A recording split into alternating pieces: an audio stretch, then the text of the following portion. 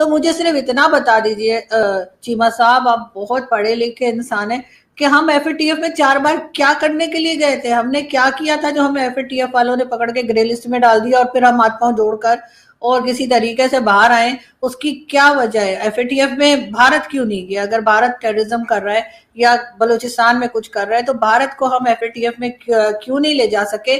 और 4 बार हम क्यों गए? वो तो आत्मनिर्भर होते न होते तो क्या ऑपरेशन सिंदूर इतनी त्वरित गति से हम कर पाते?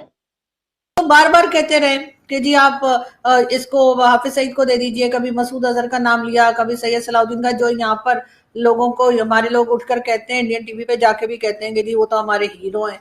अब ऐसे लोगों को अगर आप अपना हीरो बनाएंगे, आपने एक माइंडसेट जो ये तैयार कर रखा है, तो जाहिर है फिर उनके पास क्या चॉइस रह जाएगी? चले, पता नहीं कौन सप्लाई देगा नहीं देगा, साजो सामान मिलेगा नहीं मिलेगा, इसी की चिंता बनी रहती। इस बार को आप कह सकते हैं कि उन्होंने जी प्रॉपर सबूत नहीं दिए, लेकिन जब वो सबूत देते रहे, और अभी भी उनके कई लोग क्लेम करते हैं कि जी हमने सबूत दिए हैं।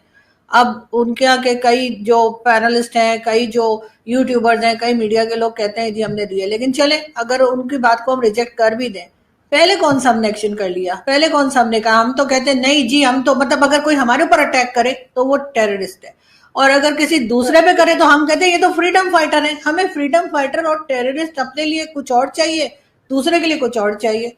तो ये अच्छा, अगर किसी टेररिस्ट के घर पे अटैक करेंगे तो वहां तो लेडीज भी होंगी, बच्चे भी होंगे, वो खाली आदमी तो नहीं रह रहे होंगे। तो अगर ये कहा जाए कि जी भारत ने अटैक किया तो वहां पे बच्चों की जान भी चलेगी और औरतों की जान भी चलेगी, तो जाहिर है वहां पे उनकी फैमिलीज थी, तो फैमिलीज में तो सभी होंगे। तो उस वक्त जब ये अटैक करते हैं तब कोई बात नहीं, तब चलो जी बड़ा जिहाद हो रहा है, हम तो इस्लाम की खिदमत कर रहे हैं। लेकिन अगर दूसरा पलट के जवाब दे, अगर उसी तरह का जवाब हमें दे, तो हम बहुत बुरा मना जाते हैं। ये चीज हमें टीटीपी और अफगानिस्तान के वक्त क्यों भूल जाती है सर? अफगानिस्तान वाले जो कर रहे हैं हमारे साथ, उधर तो हमारे कोई ना जोश आ रहा है, ना हम कह रहे हैं कि हम अटैक कर देंगे, ना हम कुछ कर देंगे। इसलिए कि अफगानिस्तान ने कहा था कि अगर होशियारियां की, हमें कुछ बोला कि हम जो है न्यूक्लियर वेपन चला देंगे, कुछ कर देंगे, तो हम चलते फिरते 4-5 न्यूक्लियर वेपन वहां भेज देंगे पाकिस्तान में और तुम लोगों की तबीयत साफ हो जाएगी। ऐसा उनका स्टेटमेंट है, उनके मिनिस्टर का स्टेटमेंट है सर। और उधर उधर जैसे कहते हैं ना, वहां पे हमारी हालत खराब हो जाती है और हम कहते हैं यार नहीं, तुम तो हमारे भाई हो, तुम तो कलमा पढ़ के सुनाना शुरू कर देते हैं, दोनों मुसलमान मुसलमान भाई भाई। हाँ, इधर क्योंकि काफिर है तो इनको आप हल्के में लेते हैं। अब मगर वो अब सुनने को तैयार नहीं ना, उन्होंने 78 ईयर्स हमें भुगत लिया है पाकिस्तान को। वैसे तो उन्हें आप तो सीधा सीधा ये कह रही हैं कि हमला जो है पहलगाम में पाकिस्तान ने करवाया। मैंने ये कब कहा है सर? आप तो मतलब जैसे कहते हैं, मुझे नहीं पता आप क्या टारगेट, मैंने ये नहीं कहा कि पाकिस्तान ने करवाया है। मैंने कहा आपने एक लफ्ज बोला, आपने भी लफ्ज बोला कि जब वहां पे हमला होता है तो वहां पे भी तो खवातीन पे होता है, तो जब यहाँ पे होगा या जब यहाँ पे वो करते हैं तो फिर आप कहते हैं कि जी खवातीन जो है वो इस्तेमाल नहीं। सर आप रिवाइंड करके देखिएगा सर, मुझे नहीं पता आपको किसने मेरी सुपारी दी है, क्योंकि कोई भी हो सकता है। तो मुझे सिर्फ इतना बता दीजिए चीमा साहब, आप बहुत पढ़े लिखे इंसान हैं, कि हम एफएटीएफ में 4 बार क्या करने के लिए गए थे? हमने क्या किया था जो हमें एफएटीएफ वालों ने पकड़ के ग्रे लिस्ट में डाल दिया और फिर हम हाथ पांव जोड़कर और किसी तरीके से बाहर आए? उसकी क्या वजह है? एफएटीएफ में भारत क्यों नहीं गया? अगर भारत टेररिज्म कर रहा है या बलूचिस्तान में कुछ कर रहा है तो भारत को हम एफएटीएफ में क्यों नहीं ले जा सके? और 4 बार हम क्यों गए? वो तो बार बार कहते रहे कि जी आप इसको हाफिज सईद को दे दीजिए कभी। सर मैंने ये कहा कि जब अटैक पाकिस्तान के ऊपर, जब अटैक होता है, किसी को टारगेट करता है भारत, तो वहां पे तो सर फैमिलीज होंगी ना, क्योंकि वो जो लोग होंगे, चाहे वो टेररिस्ट हो, कुछ हो, उनकी फैमिलीज होंगी, तो उसमें बच्चे भी होंगे, उसमें लेडीज भी होंगी। मैंने तो ये नहीं कहा कि वहां पर जो आप बता रहे हो वो तो मैंने ऐसी कोई बात नहीं की है। मैं ये बता रही हूँ कि जब किसी को टारगेट किया जाएगा, फॉर एग्जाम्पल जैसे दाऊद इब्राहिम कहा जाता है कि हमारे यहाँ कहा जाता है, ठीक है ना, जावेद मियादाद के समधी हैं, लेकिन हमारे लोग पता नहीं उनको पहचानते नहीं है। तो अगर उनके घर पे अटैक हो तो घर में अकेले तो नहीं रह रहे होंगे ना, या सिर्फ मर्द ही तो नहीं होंगे वहां पे, यकीनन कोई बच्चे भी होंगे, कोई लेडीज भी होंगी। तो ये बात है ना कि अगर भारत ने हमला किया और उसमें लेडीज और बच्चों की जाने गई, तो जाहिर है कि वो जो टेररिस्ट थे उनकी फैमिलीज थी वहां पे। तो अब ये कहना कि जी उन्होंने तो बच्चों को मार दिया, अब वो इस तरह की तो कोई चीज शायद अभी तक निकली नहीं है कि वो चुन चुन के, जो शेख रशीद साहब कहते थे हम पाव पाव के बम भारत में फेंकेंगे और वो सिर्फ हिंदुओं को मारेंगे, मुसलमानों को छोड़ देंगे। ऐसी कोई बात भारत से मैंने कभी नहीं सुनी कि वो बोलेंगे हमारे पास पाव पाव के बम है, जो हम फेंकेंगे वो सिर्फ मुसलमानों को मारेंगे और हिंदुओं को छोड़ देंगे। ये वाली नफरतें जो हम सर लेकर आते हैं ना, और उसके बाद हम खुद ही मतलब खुद ही हरकतें करते हैं, खुद ही विक्टिम बन जाते हैं। ओ जी हमारे तो लोग मारे गए 80,000। ओ भाई हम हरकतें ऐसी कर रहे हैं कि हमारे लोग 80,000 मारे गए।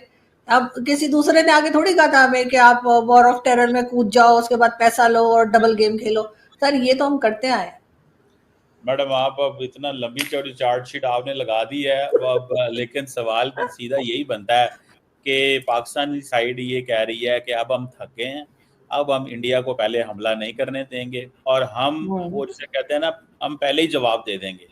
तो ये सर ये तो हमने कारगिल के टाइम पे भी किया था सर। हमने कारगिल में भी तो एक एडवेंचर करने की कोशिश की थी कि हमने पहले अटैक कर देंगे और जी कश्मीर ले लेंगे। उस वक्त जो जनरल परवेज मुशर्रफ की इस वक्त की अगर स्टेटमेंट्स को देखा जाए कि वो कश्मीर टारगेट था और ये था, तो सर इस किस्म के जो कहते हैं ना कि हम पहले अटैक कर देंगे वाले ब्लंडर हम पहले भी करते रहे और अभी तक मुझे लगता नहीं कि हम सुधरे हैं या हम सुधरेंगे। सर हम कहना तो नहीं चाहिए भारत हमला करता रहे, हम बाद में जवाब दें। कब किया सर? भारत ने कितनी बार हमला किया मुझे बताइए। ये जो अभी मई में हमला किया 7 नहीं सर वो तो आपको पता है ना कि जो कुछ वहां पर हुआ था उसके बाद आप तो ऐसे कह रहे हैं जैसे वो 78 ईयर से बस हमारे ऊपर ही हमले करते जा रहे हैं।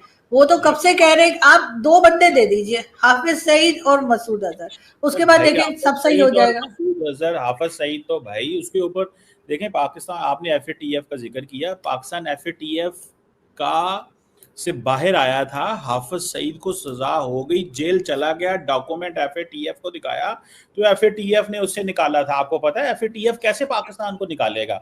जो आज से देखें, आज से 4 साल 5 साल पहले निकाला था।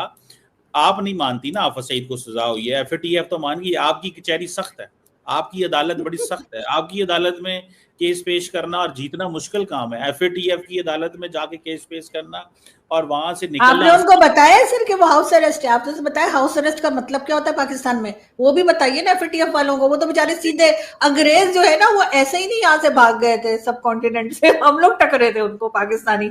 उस वक्त पाकिस्तान बनने की सोच रहे थे तो हम उन्हें टक्कर गए थे, तो अंग्रेजों ने कहा आप करो भैया, और वो भाग गए यहाँ से।